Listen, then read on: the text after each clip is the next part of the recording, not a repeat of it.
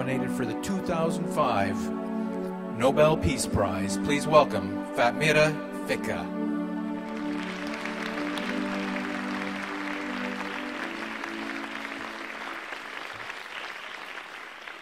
Thank you. Greetings to all of you. My name is Fatmire Feka. I am a Kosovo Albanian and a Muslim from Kosovo. I am very pleased to have the chance to be here with you to tell you about my experiences in motivating and mobilizing young people in Kosovo, and more recently in other countries, for the cause of peace. Given the fear and the pain that children in Kosovo have experienced, it may surprise you to hear that young people in my country have a strong desire for peace, and they are committed to its reality. Having traveled around the world over the past couple of years, I have come to realize that this is not just specific in Kosovo. When the war began in my country, it was very difficult for everyone, especially for the children. We saw many things that no child should see and experienced things that no child should have to go through. Since the end of the war in 1999, approximately 2,400 people are still missing. I am personally affected by this. As my sister Sadet, who was 19 years old, and my brother Sameh, who was 17 years old, disappeared during the war. 9 years later, my brother and sister are still missing. My family continues to suffer today as we are waiting for answers and are longing to learn about the fate of our loved ones. My heart is broken, and I suffer daily for my brother and sister. During the war, my family and I escaped with our tractor and very little else. We hid in the woods for a few months, barely able to survive. Life was very difficult for us. I was 11 years old when the war ended and the NATO troops entered into Kosovo. When we returned to our burnt-out home, I hated all the people for the bad things that they had done. However, I quickly realized that hating them, it wasn't right. It wasn't good for our future. I thought to myself, the violence that is destroying us must end. The pain needs to stop. Although these were my feelings, as a young girl, I felt powerless to do anything. I then met a Canadian worker from World Vision who taught me all about peace, tolerance, and living together. I am very grateful for his help. With his support, I started Kids for Peace Club in 2002. We soon grew to 8 clubs, 4 Albanian and 4 Serbian, from different places around Kosovo.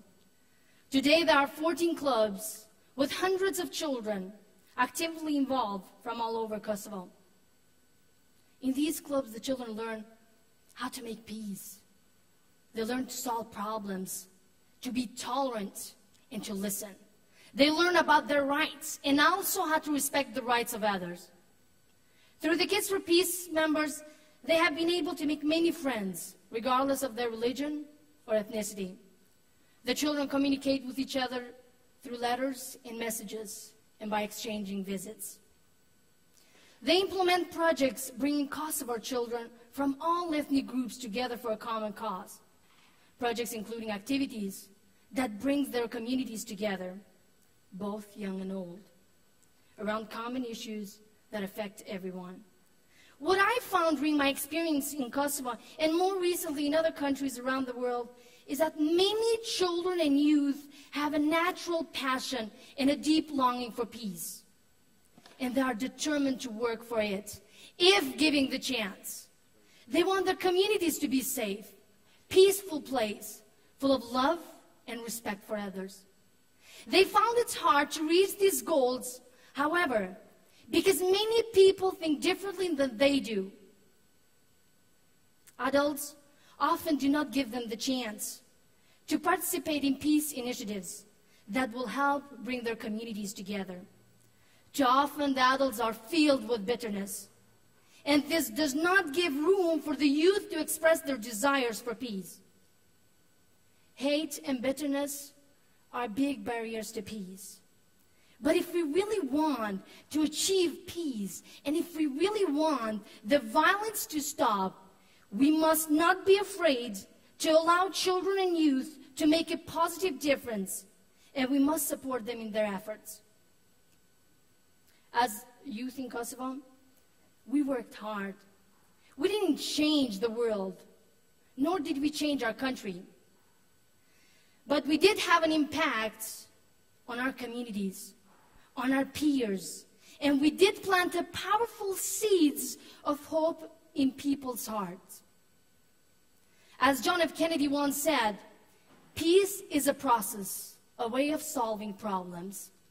The question now is, do we only let adults solve the problems, or do we allow space for youth and children to participate in this process? Think about that. The right of children to actively participate and express their views is outlined in Article 12 of the United Nations Convention on the Rights of the Child. This was the foundation on which we launched the Children's Peace Movement in Kosovo.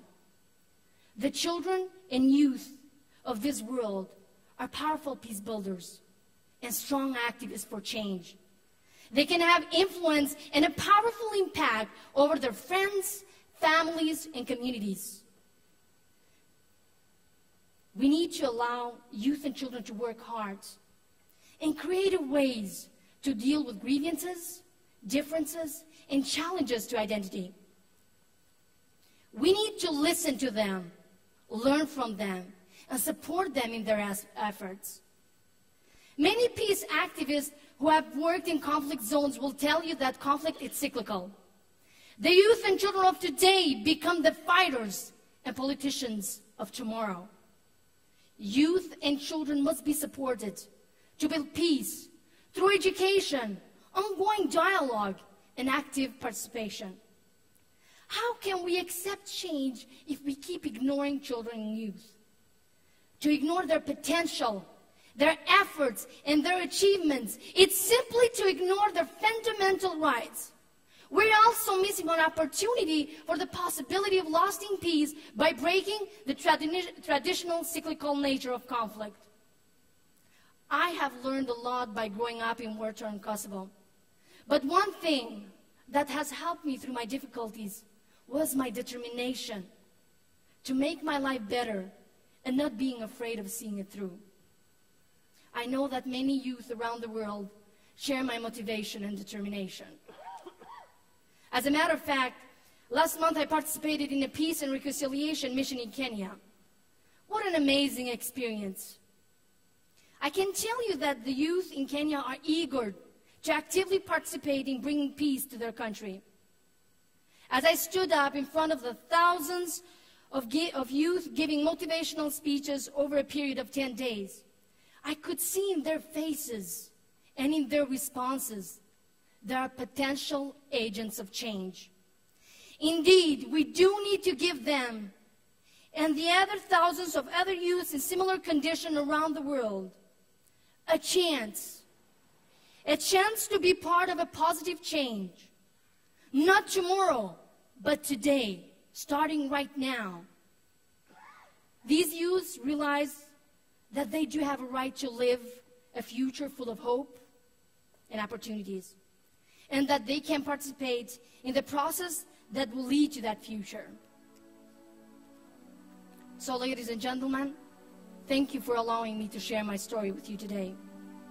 I have great faith that if we allow to actively participate, children and youth can make this world a better place. But I also believe if we allow a spirit of peace to awaken in our hearts, one day will come when you will see that we're all one.